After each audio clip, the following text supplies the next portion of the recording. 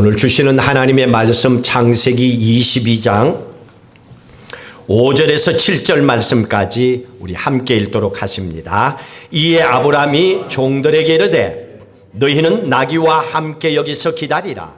내가 아이와 함께 저기 가서 예배하고 우리가 너희에게로 돌아오리라 하고, 아브라함이 이에 번제 나무를 가져다가 그의 아들 이삭에게 지우고 자기는 불과 칼을 손에 들고 두 사람이 동행하더니 이삭이 그 아버지 아브라함에게 말하여 이르되 내 아버지여 하니 그가 이르되 내 아들아 내가 여기 있노라. 이삭이 이르되 불과 나무는 있거니와 번제할 어린 양은 어디 있나이까. 아멘. 오늘 드린 기도처럼 우리 대한민국은 6.25 전쟁이라고 하는 어려움을 겪었죠. 벌써 73년이 됐다고. 그 어려운 6.25 전쟁이 또 주일날 새벽에 일어났잖아요. 오늘 우리처럼 예배 때에. 예배 드리는 주일날. 그래서 큰 상처와 아픔과 고통을 우리 민족이 겪었습니다. 민족끼리의 고통이지요. 그런데 결과적인 건 어떻게 됐습니까? 평화를 이룬 것이 아니라 전쟁이 잠시 멈춘 것이 73년이에요. 그럼 이게 전쟁이 끝난 게 아니에요, 대한민국은. 사람들이 이걸 잘 모르고 있을 수도 있어요. 남과 북은 각각 끝났다라고 생각하는데 아니에요. 전쟁이 잠시 멈췄을 뿐이고 그 상황이 지금까지도 유지되고 있는 거예요. 다르게 얘기하면 언제든지 또 다른 일이 일어날 수도 있는 상황에 놓여 있다는 얘기지요. 그래서 기도해야 되는 겁니다. 오늘 말씀에 보시면 신앙생활이라고 하는 것은 하나님을 알아가는 과정이라는 걸 배워야 됩니다. 그래서 신앙생활이라고 하는 것은 멈추면 안 돼요. 멈추는 그 순간에 하나님을 알아가는 믿음의 과정이 멈춰질 수 있기 때문에 그렇습니다. 하나님께서 아브라함에게 말씀하십니다.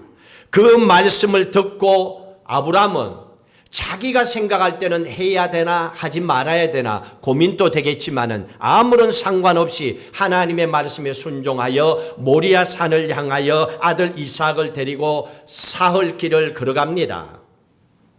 다른 길로 가지 않습니다. 그냥 그 말씀 앞에 순종하고 함께 걸어갔습니다. 그리고 그 산 밑에서 종들에게 했던 말이 오늘 이 말입니다. 5절 마지막에 우리가 너희에게로 돌아오리라 돌아오리라 베나슈바. 오늘 이 말씀을 기억하십시오. 이건 대단한 신앙의 고백입니다. 베나슈바. 유대인들이 학살을 당한 그 현장 속에서 내가 살아오리라 있을 수 없는 일과 똑같습니다. 하나님께서 제물로 바치라고 했으니 그것도 아들 이삭을 제물로 바치라고 하면 아들은 죽는 거잖아요. 그러면 내려올 때는 아버지만 내려와야지요. 그러면 종들에게 내가 돌아오리라 이게 맞지요. 그런데 우리라고 위라고 얘기합니다. We will come back 하겠다라고 얘기합니다.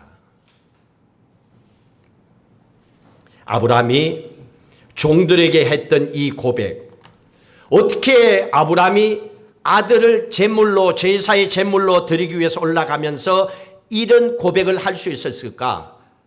이삭과 나는 다시 돌아온다. 이게 무슨 말일까요? 이건 분명히 아브라함의 가슴 속에는 하나님이 우리 하나밖에 없는 아들을 주셨고 이 아들 이삭을 제물로 바치라고 하지만은 아들 이삭을 죽여서 번제 제물로는 받지 않으실 거다. 분명히 하나님의 방법으로 제사를 해결하고 아들 이삭과 나를 내려오게 하실 것이다 하고 하나님을 정확하게 믿었기 때문에 그 믿음이 흔들리지 않았기 때문에 생겼던 신앙의 고백입니다. 그렇지 않으면 우리가 돌아오리라고 하는 이 신앙의 고백의 말을 할 수가 없습니다. 그래서 그리스도인들은 하나님을 정확하게 알아야 돼요.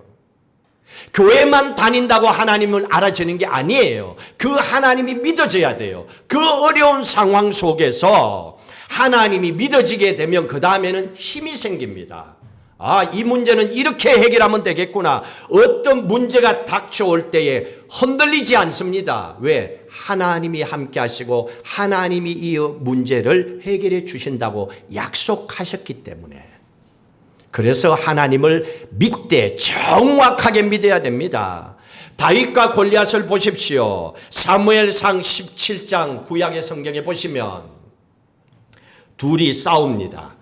다윗이 골리앗과 싸울 때 뭘 가지고 나갔습니까? 무기가 뭐였습니까?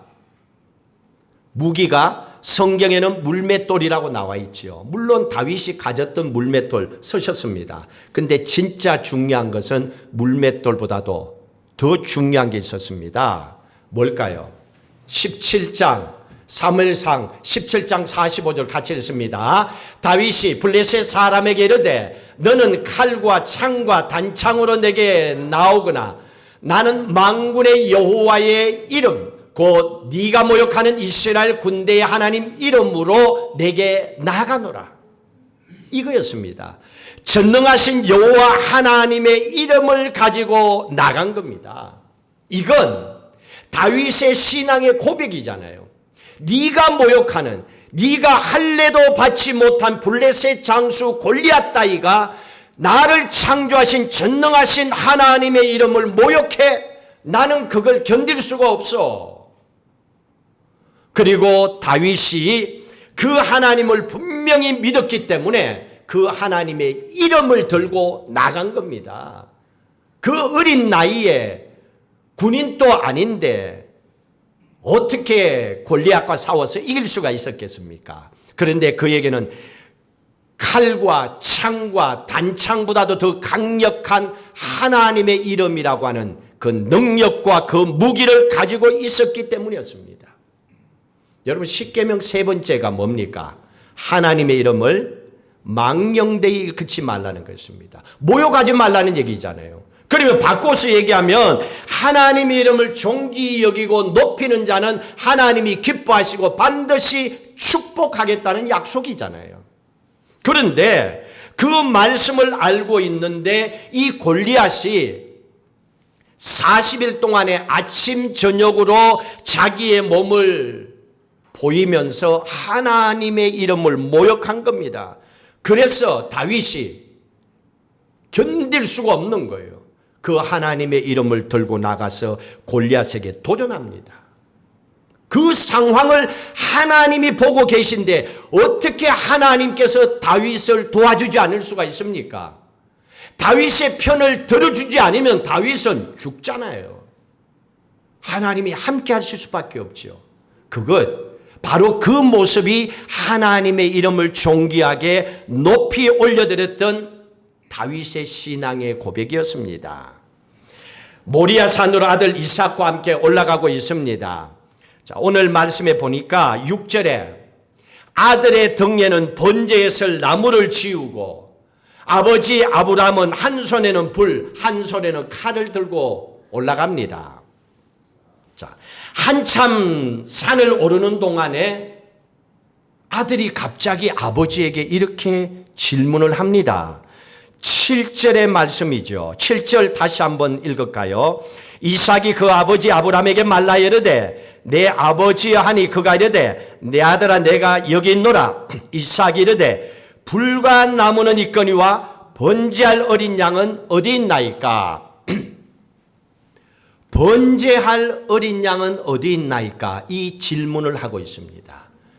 예배를 드릴 때 뭐가 필요한지를 이삭은 늘 봤거든요. 늘 예배를 드렸기 때문에 구약의 제사를 드렸기 때문에 그런데 뭐가 하나가 빠졌는데 번제에 드릴 어린 양이 없었어요. 당연히 질문할 수밖에 없지요. 그런데 이 질문을 듣고 있는 아버지 아브라함의 마음이 어땠는가 한번 생각해 보십시오. 아브라함은 지금까지 하나님께서 부르셔서 이 산 밑에까지 와서 종들에게 배나 슈바 하고 다시 모리아 산까지 올라가고 있습니다. 이 여정 가운데 그의 마음은 전혀 문제가 없었어요. 그런데 아들이 던지는 이 질문 한마디에 갑자기 아브라함의 마음이 흔들리기 시작한 거예요. 아무리 믿음 좋은 아버지라 하더라도 사랑하는 자기와 똑 닮은 이 아들이 던지는 이 말 한마디에 시험에 빠질 수 없는 위험한 상황이 아브라함에게 닥쳤던 겁니다. 아브라함이 첫 번째 시험을 잘 이겨냈습니다. 1절 2절의 말씀에 보시면 하나님께서 그를 시험하기 위해서 아들 독자 이삭을 번제물로 잡아서 모리아산 꼭대기에서 제물로 드리라고 그랬습니다. 그 말씀을 듣고 아브라함은 그대로 순종하잖아요. 밤새도록 하나님 앞에 기도합니다. 그리고 아침 일찍 일어나서 아들과 함께 준비한 것을 가지고 모리아산을 향하여 갔습니다. 첫 번째 시험 이겨냈습니다. 두 번째 시험도 이겨냈어요. 3일 길이라고 했습니다. 사흘 길을 걸어가는 동안에 마음에 얼마나 갈등이 생길까요?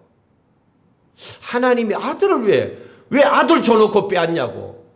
아니 짐승을 잡아야지 왜 아들을 잡으라 그래. 아니 사람 잡는 하나님이 어디 있어. 온갖 생각이 3일 동안에 그 길로 가면서 안 들었겠습니까? 그리고 그 길을 가면서 왜 이런 생각도 안 했겠습니까? 염려와 걱정도 됐겠죠. 아들을 제물로 드리고 나면 그 다음에는 나는 어떻게 살아라고. 그 이후에 걱정도 당겨서 할 수도 있겠지요. 그러다 보니까 그냥 다른 길로 가버리지 뭐. 꼭 아들을 바쳐야 되나? 한 번 정도는 걸러도 되겠지 하고 생각할 수도 있잖아요. 그런데 자기와의 사흘 길이라고 하는 싸움을 믿음으로 이겨냈습니다. 그리고 모리아산 아래까지 도착했습니다. 그리고 그 믿음의 고백을 종들에게 얘기했습니다. 우리가 다시 돌아오리라. 베나시우바. 우리가 함께 돌아오리라고 신앙의 고백을 그 앞에 던졌습니다. 자, 이런 고백을 가지고 가는데 문제는 산을 올라가다 보니까 예상치 못했던 어려운 문제가 생겼습니다. 7절의 질문이었습니다. 방금 저희들이 읽었던 번제할 어린 양은 어디 있습니까? 하는 아들의 질문이었습니다. 여러분 이때 이 아버지의 마음은 자식을 낳아보고 지금 자식을 키워본 사람들은 느낄 거예요. 또 손주까지 있다 그러면 더 강하게 느끼겠죠. 여러분이 피부치라고 하는 건요. 결혼 안 해본 사람, 자식 안 낳아본 사람, 키워보지 않는 사람은 잘 몰라요. 왜냐하면 이거는 감정적인 부분이기 때문에 이렇게 터치하면서 느껴지는 거기 때문에 이건 그냥 상식적으로 책 보고 느끼는 감동 정도가 아닌 거예요. 우리 이상태 집사님 그러더라고. 여기 있으면서도 한국에 있는 손주가 그렇게 이쁘대. 또 보고 싶다. 그러니까 손주 없는 사람들은 잘 모르지. 말만 해도 잘 모르잖아요. 근데 이게 부모와 자식과의 관계 속에서 주어지는 마음의 느낌이거든요. 아버지의 마음은 굉장했을 겁니다. 이 말씀을 통해서 가장 위험한 시험이라고 하는 것은 우리도 돌아봐야 됩니다. 우리의 마음을 가장 힘들게 하는 것, 우리의 신앙생활을 가장 걸림돌 되도록 하는 것은 가장 가까운 사람을 통해서 온다는 걸 알아야 돼요. 믿었던 사람, 가장 사랑했던 사람으로부터 오는 그 문제가 나로 하여금 가장 힘들게 만드는 거예요. 이 외부적으로 오는 문제라면 어떻게라도 이겨낼 수 있잖아요. 견뎌낼 수 있잖아요. 그러나 가장 사랑하는, 아끼고 사랑하는 사람으로부터 오는 여러 가지 어려움의 문제는 견디기가 몹시 어렵습니다. 그때 사용하는 것이 배신당했다라고 하는 거예요. 왜? 사랑하기 때문에. 차라리 사랑 안 했으면 그런 말이 필요가 없어요. 너하고 나하고는 그냥 차 한잔 마시는 수준이니까 배신 당할 것도 없어. 안 보고 살면 그만이니까. 근데 사랑하는 사람이었기 때문에 예수님이 아끼고 사랑했던 베드로를 통해서 예수님께서 아주 심각한 마음의 갈등과 또한 시험을 겪게 됩니다. 예수님께서 마태복음 16장의 말씀에 보시면 베드로에게 내가 곧 십자가에 못 박혀 죽을 것이다 라고 얘기합니다. 21절부터 같이 읽을까요? 이때로부터 예수 그리스도께서 자기가 예루살렘에 올라가 장로들과 대제사장들과 서기관들에게 많은 고난을 받고 죽임을 당하고 제3일에 살아나야 할 것을 제자들에게 비로소 나타내시니 22절 베드로가 예수를 붙들고 항변하여 이르되 주여 그리 마옵소서 이 일을 결코 죽게 미치지 아니하리이다 하고 막습니다. 막아버렸습니다. 그것도 항변하며 이르되 그랬습니다. 주님 절대로 그럴 수는 없습니다. 결코 주님께 그런 일은 없을 겁니다. 제자가 막습니다. 이게 좋은 일이 아니잖아요. 예수님께서 십자가 지러 오셨고 예수님께서 오신 이유가 십자가의 고난을 당하여 우리 대신 피 흘려 죽으시는 거예요. 근데 이걸 베드로가 막고 있는 거예요. 예수님의 마음도 모르고 그냥 눈으로 보이는 인간의 감정만 가지고 이렇게 얘기하는 거예요. 그랬더니 예수님께서 이 베드로에게 어떻게 반응합니까? 그 다음에 말씀해 보시면 사탄아 내 뒤로 물러가라라고 얘기합니다. 네가 하나님의 일을 생각하지 아니하고 사람의 일을 생각하는도다. 사람으로 하는 말은 내가 이해가 돼. 그러나 이건 하나님이 원하시는 일인데 영적으로 네가 지금 하나님의 일을 가로막고 있다라고 그에게 사탄이라고 하는 이 표현을 썼습니다. 자, 그렇다면 예수님께서 사랑하는 제자에게 사탄이라고 하는 이 단어를 쓴 것은요 분명한 이유가 있을 겁니다. 여러분 사랑하는 제자 베드로가 진짜 사탄이에요? 아니잖아요. 사탄이 아닙니다. 그런데 예수님이 베드로 때문에 지금 받는 유혹이 그렇게 강렬하게 심했다는 얘기입니다. 베드로 사랑하는 그 제자가 던진 말이 예수님의 마음과 생각을 지금 힘들게 만들고 있다는 얘기입니다. 예수님도 배고프다, 물 또 먹을 거 찾으셨으니까, 눈물 흘리셨으니까 왜 그런 감정이 없습니까? 그러니 예수님의 흔들리는 이 마음을 다잡기 위해서 그 제자에게 아주 심할 정도로 사탄이라는 표현을 썼을 뿐이에요. 그 말 속에는 사랑하는 사람을 통해서 시험을 받는다는 것은 생각보다도 굉장히 파괴력이 있다는 걸 아셔야 됩니다. 그래서 중요한 결정을 내릴 때 예를 들어서 딱 마음을 먹고 결정을 내렸어. 그런데 아내가 와서 이렇게 흔들어. 그러면 남편의 마음은 왔다 갔다 흔들려. 왜? 가장 사랑하는 사람이니까. 일이 흔들려서 잘 되면 되는데 망치면 어떻게 됩니까? 이게 문제가 되는 거죠. 사랑하는 이 제자에게서부터 오는 이 마음이 너무나 힘들기 때문에 예수님께서 이 강한 표현을 사랑하는 제자 베드로에게 던졌던 겁니다. 아브라함은 그의 아들 이삭이 주는 이 질문 앞에 이 시험을 어떻게 이겨냅니까? 8절의 말씀을 보십시다. 8절 읽습니다. 아브라함이 이르되 내 아들아 번제할 어린 양은 하나님이 자기를 위하여 친히 준비하시리라고 두 사람이 함께 나갔다고 합니다. 여기는 분명히 할 일이 구분되어 있습니다. 아브라함이 뭐라 그럽니까? 아들아 번제할 어린 양은 하나님이 하나님 자신을 위해서 준비해 뒀다라고 얘기합니다. 그리고 두 사람은 모리아 산을 향하여 올라갔다 그랬습니다. 여기에서 뭘 느낍니까? 하나님이 하실 일과 우리가 할 일을 분명히 구분해야 됩니다. 하나님께서 하실 일은 하나님께 맡겨야 되고 우리가 해야 할 일은 우리가 열심히 감당하면 되는 겁니다. 지금 그걸 우리에게 얘기해 주고 있습니다. 그래서 이 아들에게 번제할 어린 양은 하나님이 친히 하나님 위하여 준비하신다라고 이 답을 해줬습니다. 굉장히 지혜로운 답이죠. 근데 우리는 이 질문을 들으면 재물에 꽂혀가지고 아들이 아빠 재물은 어떻게 해요? 그러면 재물? 여기에 꽂혀갖고 재물? 거짓말해야 돼?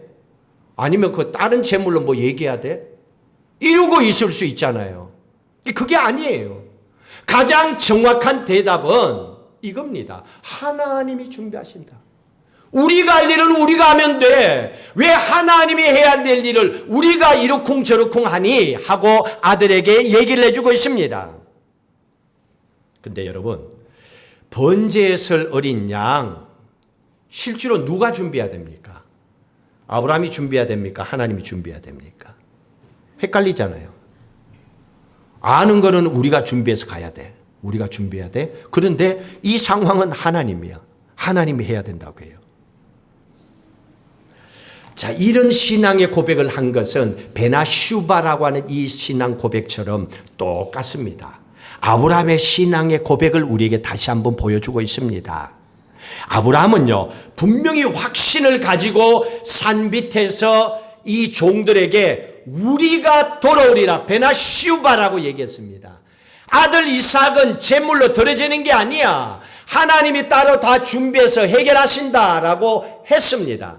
그런데 산으로 올라오는 가운데 아들의 질문 한마디에 아버지의 마음이 철렁하고 무너진 겁니다. 아버지의 마음이 헷갈릴 수밖에 없었습니다. 이런 상황 속에서 아브라함이 그 상황에서 결단을 내리는 것이 굉장히 중요합니다. 아들의 질문을 듣고 모리아 산 꼭대까지 하나님이 다 준비하셔서 하고 끝까지 믿음의 길을 올라갈 수도 있습니다. 그러나 거기에서 번제 제물 때문에, 그렇지, 번제 제물, 번제에 설 어린 양 그러면 어떡하지? 산 중턱에서 그 아들 질문 듣고, 그리고 이게 하나님 믿는 수준에서 본다면 혹시 하나님에서 우리가 올라오는 가운데 어디에 매달아 놓은 걸 우리가 못 본 게 아닐까? 그러면 내려가면서 다시 한번 살펴볼까 하고 내려갈 수도 있어. 어떤 방법이든 간에 드릴 어린 양 제물을 어떻게 하지라고 고민하는 순간 하나님이 보이지 않습니다. 여호와 일에 하나님이 준비하는 게 보이지 않고 이 제물을 내가 어떻게 해야 될까에 꽂혀버립니다. 그러면 발걸음이 다른 길로 가고 기도가 다른 길로 가버리는 겁니다. 결과도 다른 결과가 나오게 되어 있습니다. 충분히 이 상황에 헷갈리는 마음을 가지고 얼마든지 선택할 수가 있습니다. 만약에 아브라함이 그 질문을 듣고 혹시 우리가 못 본 거 아니냐고 내려왔다면 다시 올라갈 수 없습니다.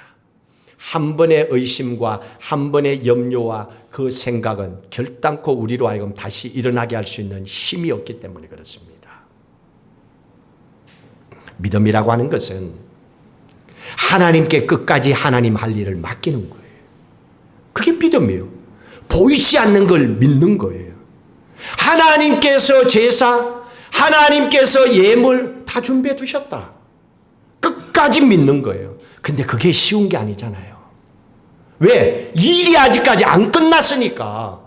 일이 끝났어. 하나님이 준비하신 어린 양으로 제사를 드렸다. 그걸 나는 경험했다. 그러면 그 믿음의 확신이 있지요. 근데 경험하지 않았어. 꼭대기까지 올라가지 않았어. 지금 현재는 문제밖에 없어. 어떻게 해야 돼? 번제 제물은, 이 문제는, 이 돈은, 자식은, 사업은 걱정하고 있는 상황입니다.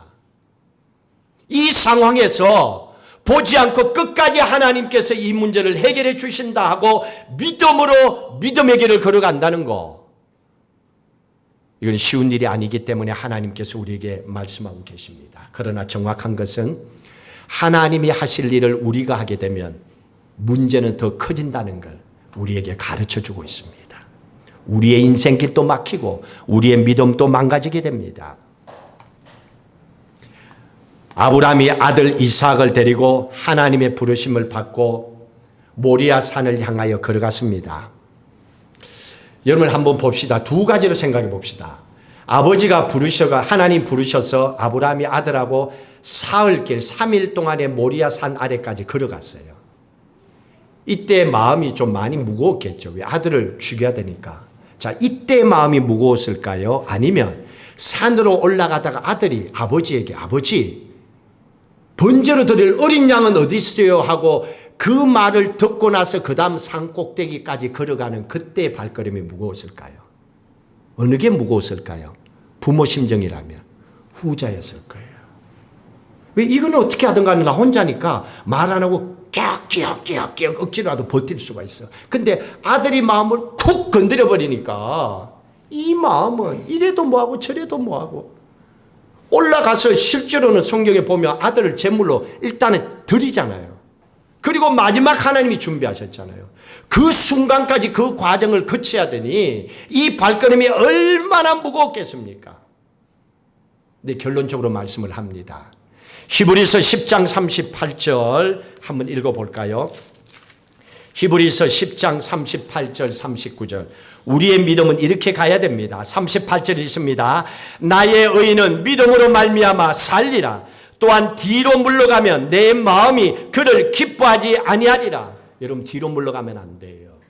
하나님이 부르셨으면 그 길을 계속 가야 됩니다. 39절 읽습니다. 우리는 뒤로 물러가 멸망할 자가 아니요 오직 영혼을 구원함에 이르는 믿음을 가진 자니라. 뒤로 물러나면 멸망당한다는 겁니다. 우리가 가야 할 길은 앞을 향하여 가야 되는 겁니다. 우리가 뒤로 물러설 수 있는 핑계거리 참 많습니다. 교회 오늘 뭐 예배 안 가면 어때? 그런 핑계거리 얼마나 많은지 몰라요.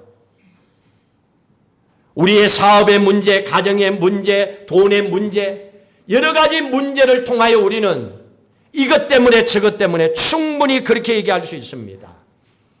아브라함에게도 이삭에게도 모리아산 정상까지 번제단이 있는 산 꼭대기까지 올라가는 그 과정 속에서 그들의 발목을 잡을 수 있는 핑계거리는 너무나 많았습니다. 그럼에도 불구하고 하나님이 하실 일을 하나님께 맡기고 우리가 해야 할 그 길을 한 걸음 한 걸음씩 하나님의 부르심을 쫓아 걸어갔습니다. 믿음의 길을 걸어간 거예요. 여러분 이게 믿음입니다. 이게 신앙생활이에요. 보이는 것만 아니에요. 하나님의 말씀 그걸 믿음으로 끝까지 갈 수 있는 거. 하나님의 부르심을 향하여 걸어가는 거. 그게 우리가 해야 할 일입니다. 여러분 인생을, 여러분 사업을, 여러분의 삶을 살아가다가 가정이든 어떠한 일 상황 속에서 갑자기 어렵고 힘든 내가 생각할 수 없는 헷갈리는 어떤 일을 만나게 된다면 오늘 이 말씀을 기억하십시오. 그리고 그때는 이건 하나님께 맡기고 하나님이 해야 할 일이다. 그러면 그 일 해결될 때까지 하나님을 믿으세요. 그리고 그 하나님을 믿고 끝까지 기도하세요. 끝까지 믿음으로 걸어가십시오. 우리가 해야 할 일, 하나님이 해주시는 일, 우리가 하는 그 일 속에 하나님이 결국 그 일을 다 아름답게 만들어 놓으십니다. 왜? 우리는 사랑하는 하나님의 딸이요 하나님의 아들이기 때문에 하나님의 자녀로 삼기 위해서 십자가에 죽기까지 우리를 사랑하셨기 때문에 그렇습니다. 그 하나님은 지금 또 살아계시고 그 하나님은 오늘 또 우리의 예배를 기뻐 받으십니다. 그 하나님을 믿음의 손으로 꽉 붙잡고 한 주간 승리하며 나가시기를 주의 이름으로 축복합니다. 마지막 우리 찬양 함께 하실 때 힘들어도 사랑하는 아들, 사랑하는 딸이라고 불러주신 그 하나님을 꽉 붙잡고 믿음으로 살아갈 수 있는 그런 결단과 헌신의 기도를 드리도록 하겠습니다. 우리 함께 일어나서 찬양하고 결단하고 기도하시겠습니다.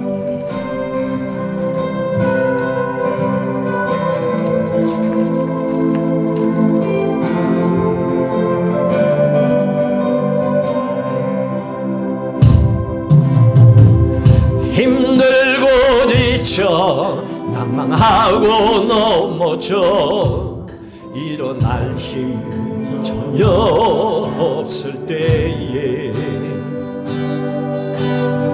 놈이 다가와 손 잡아주시며 나에게 말씀하시네.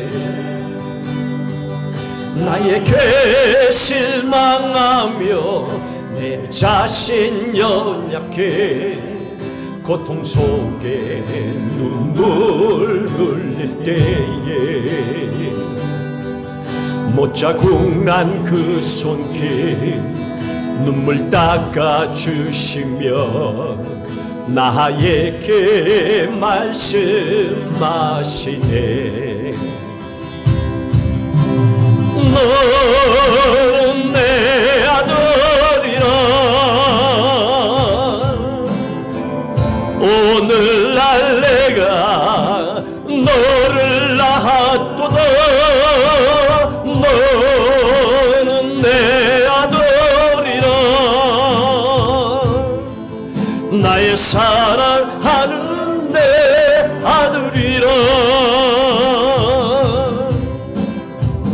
언제나 변함없이 너는 내 아들이라. 나의 십자가부터 해산의 그 고통으로 내가 너를 낳았으니 너는 내 아들이라. 오늘날 내가 너를 낳았도다. 너는 내 아들이라. 나의 사랑 너는 내 아들이라. 너는 내 아들이라. 오늘날 내가 너를 낳았도다. 너는 내 아들이라. 나의 사랑 너는 내 아들이라. 내 딸이라. 너는 내 아들이라. 오늘날 내가 너를 낳았도다. 너는 내 아들이라. 나의 사랑 우리 함께 결단하고 기도하십시다. 우리도 오랫동안 신앙생활해 왔기 때문에 웬만한 일에는 흔들리지 않습니다. 타협하지 않습니다. 포기하지 않습니다. 믿음으로 걸어갈 수 있습니다. 그러나 내가 가장 사랑하는 아내와 자식과 가장 사랑하는 사람을 통하여 아브라함이 이삭에 받는 질문처럼 번제할 어린 양은 어디 있습니까? 하나님께서는 아들 이삭을 번제 제물로 이미 택하셨는데 그 질문을 받았을 때에 어찌할 바 몰라는 헷갈리는 내 마음의 상태를 우리도 고백할 수밖에 없습니다. 하나님, 그런 상황에 우리는 어떻게 해야 됩니까? 진짜 하나님을 끝까지 믿고 모리아 산까지 올라가서 자식을 제물로 칼을 들고 각을 떨려고 하는 그 자리까지 가야 됩니까? 과연 그렇게 할 수 있는 믿음이 우리에게 있습니까? 아니면 언제든지 배신하고 산을 내려와서 한 번 정도야 어때? 하나님 또 우리의 형편을 아시니까, 지금까지 내가 믿음 생활 잘해왔으니까 이 정도는 괜찮을 거야. 우리는 그렇게 믿음 생활을 쉽게 생각하고 살아가고 있지는 않습니까? 믿음 생활이라고 하는 것은 하나님의 것을 하나님 맡기고 하나님의 일을 끝까지 믿는 겁니다. 여러분 가정과 사업과 일터와 자식의 문제가 있습니까? 건강에 문제가 있습니까? 걱정됩니까? 염려합니까? 그 생각이 하루도 떠나지 않습니까? 여러분이 지금 힘들고 어렵다는 증거입니다. 그 문제를 하나님께서 해결해 주심을 믿고 하나님 도와주옵소서, 하나님 여호와일에 하나님 준비하심을 믿습니다. 하나님 역사옵소서. 주님을 간절히 한번 부르짖고 합심해서 기도합니다. 주여, 할렐루야. 하나님 아버지여, 우리는 믿음이 연약합니다. 우리는 넘어지기 쉽습니다. 하나님, 내 문제가 해결되지 않으면 우리는 하나님을 의심합니다. 될까 안 될까 헷갈려가지고 하나님 기도했다가 주저했다가 찬양했다가 멈추었다가 하나님 우리는 이렇게 살아가는 연약한 인생들입니다. 하나님을 온전히 믿지 못하고 있습니다. 모리아 산에 올라가면 하나님이 다 해결해 주시고 여호와 이레 하나님께서 어린 양을 준비해 두셨다라고 끝까지 믿지 못하고 지금 당장 해결되지 못하면 의심하고 흔들리는 우리의 믿음입니다. 하나님 오늘 우리의 사업이 대박나지 않으면 하나님 오늘 내가 아픈 몸이 깨끗이 치료받지 못하면 또한 자식들의 직장과 사업과 모든 후손들이 하나님이여 약속된 축복 가운데 살아가지 못하면 하나님 아버지여 우리는 늘 기도를 멈추고 의심하고 방황하고 헷갈려하고 왔다 갔다 합니다.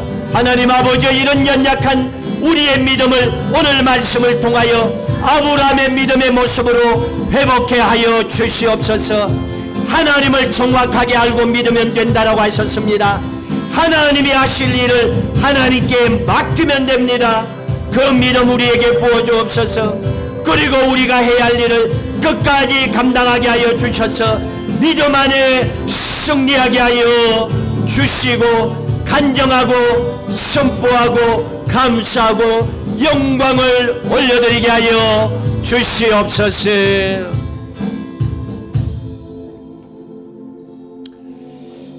말씀을 들을 때마다 나도 그렇게 살아야지, 이 정도 신앙생활해 왔으면 나도 괜찮은 크리스찬이야 생각했는데 막상 가장 가까운 사람에게 우리가 듣는 한마디의 질문 때문에 가정에서도 자식을 통하여서도 사업을 통하여서도 돈을 통하여서도 헷갈리고 무너지고 기도를 멈추고 의심하고 방황할 때 너무 많았음을 고백합니다. 진짜 예수 믿는 건지 진짜 기도하는 사람인지 의심하면서도 기도하고 있는 내 모습을 봅니다. 될까 안 될까 고민하면서도 기도하는 내 모습을 봅니다. 하나님 오늘 우리에게 정확하게 말씀해 주셨습니다. 우리가 하나님을 안다고 하지만은 정확하게 알지 못했기 때문에 확실히 믿지 않았기 때문에 우리 안에 이런 생각들이 들어와 있는 줄로 고백합니다. 아브라함이 가졌던 이 믿음을 가지게 하여 주옵소서. 그래서 오늘 우리의 형편만 보지 말게 하시고 지금 내 자식이 있는 그 자리만 보지 말게 하시고 우리의 가정의 일터와 사업, 경제적인 부분, 오늘의 모습만 보지 말게 하여 주시고 하나님, 우리를 향한 모리아산 정상에 있어지는 기적 같은 여호와 이레 하나님을 바라보게 하여 주시옵소서. 그러기 위해서는 하나님께서 하실 일을 끝까지 믿는 믿음을 가져야 됩니다. 자식들의 장래 잘 되면 좋지요. 직장 술술 풀리면 좋지요. 좋은 사람 만나 행복하게 건강하게 살면 자자손손이 그렇게 살면 좋지요.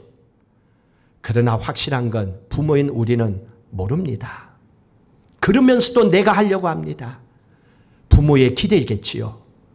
그래서 하나님께 기도합니다. 우리의 자식들 미래를 하나님 손에 맡깁니다. 여호와 이레 하나님의 축복으로 그들의 직장과 일터와 사업과 결혼과 후손 이 땅에 살아가는 동안에 자자손손이 하나님 믿음으로 축복해 주시옵소서. 우리의 사업, 하나님 우리의 경제적인 형편, 우리의 가정 하나님 아시지 않습니까? 지금 이렇게 살아서는 돈이 모이지도 않을 뿐더러 나갈 구멍만 많고 이렇게 살아도 될까? 어디에 돈덩어리는 없을까? 여기 기웃 저기 기웃 마음을 빼앗겨서 기도도 못하고 하나님을 잃어버리고 살아가고 있지는 않습니까? 하나님께서 여기 보낼 때는 돈 뭉치가 아니라 하나님을 먼저 바라보라고 하나님은 말씀하셨는데 여호와 이레 하나님께서 우리의 가정에 필요한 모든 걸 알고 계신데 우리는 그 하나님을 정확하게 믿지 못했기 때문에 오늘의 먹고 마실 일용할 양식과 현재의 현금만 바라보고 고민하고 살아갑니다. 여호와 이레 산 정상에서 이루어지는 그 하나님의 놀라운 기적과 축복을 우리의 가정을 향하여 하늘 창고문을 여시고 부어주시는 그 물질의 축복도 아멘으로 받아들이게 하여 주시옵소서. 하나님, 우리는 너무나 의심이 많습니다. 내 생각이 너무나 강하기 때문에 그렇습니다. 나는 십자가에 못 박고 내 안에 그리스도가 살아야 된다고 고백했는데, 아니, 예수님은 영원토록 십자가에 못 박혀 있고 나는 가끔씩 못 박혔다가 살아나서 내 할 일을 하고 춤추고 먹고 마시고 그러다 가끔씩 은혜 받으면 십자가에 다시 한번 못 박히고, 대체 누가 십자가를 져야 될 존재인지 하나님 우리 자신들을 돌아보게 하시고 우리가 해야 할 일 믿음으로 잘 감당하도록 은혜 위에 은혜를 더하여 주시옵소서. 그래서 우리의 남은 인생이 아브라함이 받았던 이 믿음의 놀라운 여호와의 축복을 모든 가정들이 받아 누리게 하여 주시옵소서. 특별히 몸이 아픈 분들 하나님 기억하시고 축복해 주옵소서. 이 시간에 내가 예수 그리스도 이름으로 명하노니 사랑하는 하나님의 딸 아들 몸속에 있는 모든 병들은 예수 이름으로 깨끗이 치료함을 받을지어다. 모든 병든 부위는 하나님 창조하신 원래의 건강의 모습으로 돌아갈지어다.